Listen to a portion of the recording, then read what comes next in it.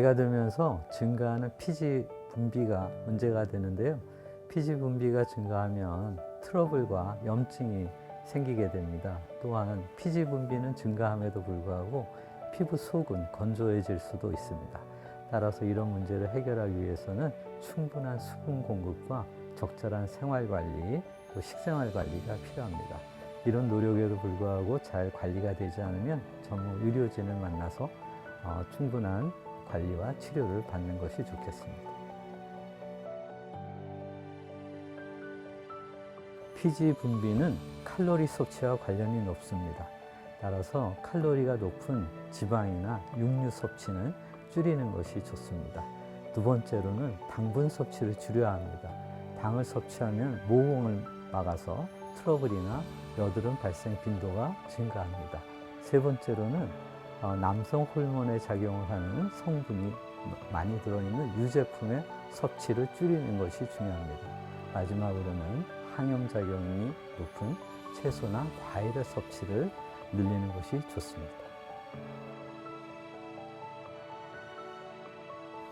10대, 20대는 아무래도 남성 호르몬의 영향을 많이 받아서 피지 분비가 증가하는 그런 나이입니다. 따라서 피지 분비와 관련이 높은 여드름이나 모공 확대와 같은 증상이 문제가 될 수 있습니다.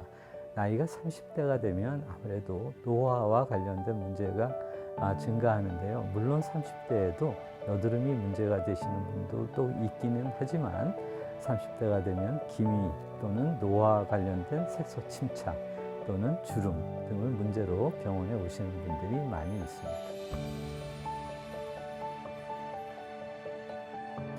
여드름은 여드름균에 의한 질환입니다. 그런데 여드름균은 공기가 부족한 상태에서 잘 자라는 현기성 세균입니다.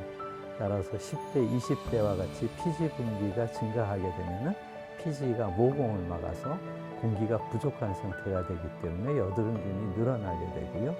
또한 당분 섭취로 인해서 예를 들어서 설탕이나 초콜릿 등의 섭취가 늘어나면 모공을 막아서 현기성 상태가 되기 때문에 여드름균이 크게 늘어나게 되죠. 따라서 10대, 20대와 같이 피지 분비가 늘어나는 시기는 여드름이 흔히 발생하는 나이가 될 수밖에 없습니다.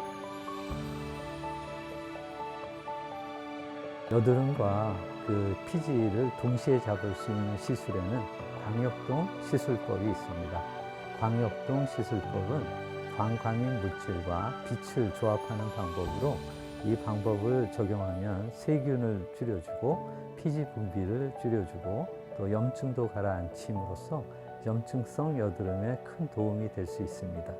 지금까지는 알라와 같은 광과민 물질을 이용한 광역동 치료법이 가장 많이 사용되어 있는데 시술 시간이 너무 길고 피부 건조증이 심해서 환자 만족도는 크지 않았습니다. 이러한 불편감을 개선시키기 위해서 새로운 나노 신기술로 개발된 더마딜라이트와 같은 방법을 사용하면 보다 안전하고 효과적인 시술이 될 수 있습니다.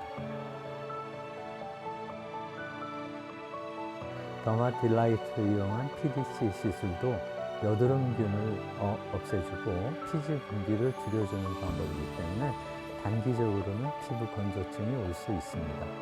그렇지만 피부 보습을 충분히 해주고 피부에 도움이 되는 건강기능 성분을 섭취한다면 보다 더 건강한 피부를 만들 수 있습니다.